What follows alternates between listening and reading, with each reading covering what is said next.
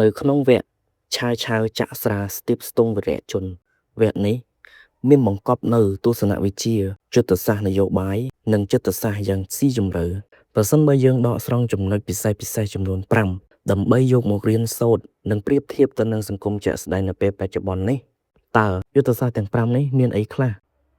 1. យុទ្ធសាស្ត្រលាក់ចង្កូមនិងការរស់នៅដោយបន្ទាបខ្លួនក្នុងរឿងសាមកុកលាវប៉ៃដឹងច្បាស់ថាខ្លួនកំពុងស្ថិតក្រោមកខ្សែភ្នែកតាមដានរបស់ឆាវឆាវដែលជាមនុស្សមានអំណាចនិងការសង្ស័យខ្ពស់ដើម្បីការពារជីវិតលាវប៉ៃបានសុខចិត្តទៅធ្វើជាអ្នកដាំបន្លែធ្វើខ្លួនជាមនុស្សទន់ខ្សោយគ្មានមហិច្ឆតាអ្វីទាំងអស់ដើម្បីកុំឲ្យឆាវឆាវមានការប្រុងប្រយ័ត្នឬចាត់ទុកថាខ្លួនជាសត្រូវបើប្រៀបធៀបនៅក្នុងសង្គមជាក់ស្ដែងនៅក្នុងជីវិតការងារឬការធ្វើជំនួញពេលដែលយើងនៅជាចំណូលថ្មីឬ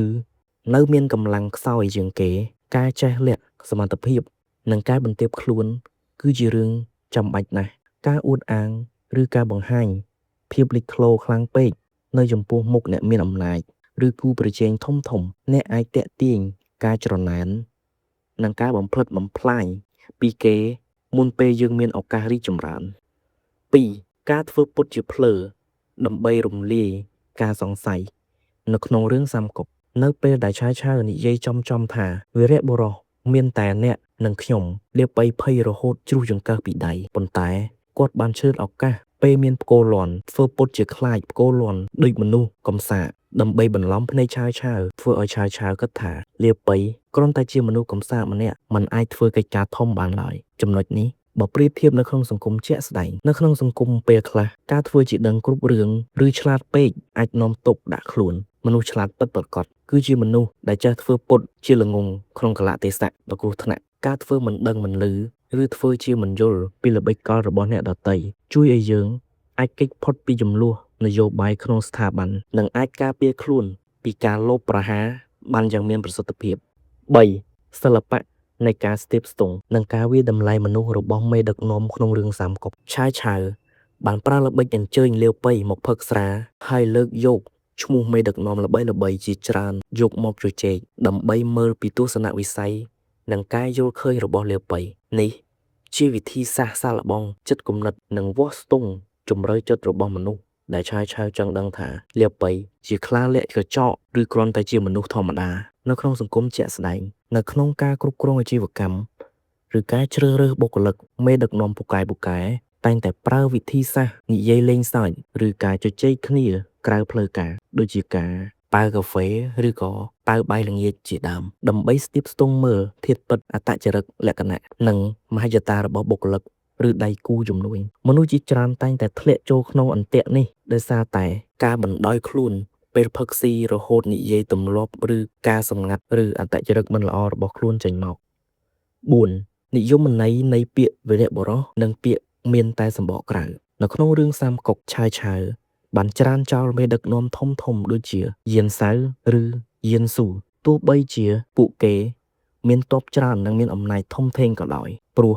ឆាវឆាវយល់ថាពួកគេជាមនុស្សចិត្តចង្អៀតខ្លាចស្លាប់គិតតែពីផលប្រយោជន៍ផ្ទាល់ខ្លួននិងគ្មានចក្ខុវិស័យវែងឆ្ងាយសម្រាប់ឆាវឆាវវីរៈបុរសពិតប្រាកដគឺអ្នកដែលមានមហិច្ឆតាធំធេងមានយុទ្ធសាស្ត្រច្បាស់លាស់និងចេះបត់បែនតាមកលៈទេសៈបើប្រៀបធៀបទៅនឹងសង្គមជាក់ស្ដែងនៅក្នុងសង្គមបច្ចុប្បន្នមនុស្សជាច្រើនមើលទៅហាក់ដូចជាមានទ្រព្យសម្បត្តិលយឆាយឬបុណ្យស័ក្តិខ្ពស់ឬមានអ្នកគាំទ្រច្រើននៅលើបណ្ដាញសង្គមប៉ុន្តែធាតុពិតមិនមានចំណេះដឹងឬសមត្ថភាពពិតប្រាកដក្នុងការដឹកនាំឡើយផ្ទុយទៅវិញអ្នកដែលមានសមត្ថភាពពិតប្រាកដជារឿយៗតែងតែលាក់ខ្លួនសន្សំកម្លាំងនិងរងចាំឱកាសល្អដើម្បីបញ្ចេញស្នាដៃដូចពាក្យថាមាសសុទ្ធមិនខ្លាចភ្លើងឡើយគំនិតទី5សម្ពាធផ្លូវចិត្តនិងការគ្រប់គ្រងអារម្មណ៍ក្នុងស្ថានភាពអាសន្ននៅក្នុងរឿងសាមកុកវគ្គនេះបង្ហាញពីការប្រយុទ្ធគ្នាយ៉ាងស្ងៀមស្ងាត់ផ្នែកស្មារតីរវាងមនុស្សឆ្លាតទាំងពីរនាក់គ្រាន់តែការសន្ទនាមួយម៉ាត់សុទ្ធតែអាចកំណត់ពីវាសនាស្លាប់រស់បានទាំងអស់លាវប៉ៃត្រូវរក្សាទឹកមុខឲ្យស្ងប់ទោះបីជាក្នុងចិត្តភ័យខ្លាចយ៉ាងណាក៏ដោយដែលនេះបង្ហាញពីសមត្ថភាពខ្ពស់ក្នុងការគ្រប់គ្រងអារម្មណ៍ក្នុងស្ថានភាពដ៏តានតឹងបំផុតក្នុងសង្គមជាក់ស្ដែងនៅក្នុងជីវិតរស់នៅ និងការធ្វើការងារយើងតែងតែជួបប្រទះនឹងស្ថានភាពសម្ពាធខ្ពស់ដូចជាការចរចាពាណិជ្ជកម្មខ្នាតធំការដោះស្រាយបញ្ហាភ្លាមៗឬការប្រឈមមុខជាមួយថ្នាក់លើដែលកំពុងខឹងសម្បារមនុស្សដែលចេះគ្រប់គ្រងអារម្មណ៍មិនបញ្ចេញភាពស្លន់ស្លោនិងស្មារតីរឹងមាំទើបអាចរកល្បិចដោះស្រាយបញ្ហាបានទាន់ពេលវេលាចំណែកឯមនុស្សឆាប់ភ័យខ្លាចឬឆាប់ខឹងតែងតែធ្វើឲ្យខូចការធំទាំងនេះគឺជាគំនិតទាំង5ដែលដកស្រង់ចេញពីរឿងសាមកុកដែលខ្ញុំលើកយកមកដើម្បីឲ្យអ្នកទស្សនាបានទស្សនារីករាយនិងយកទៅគិត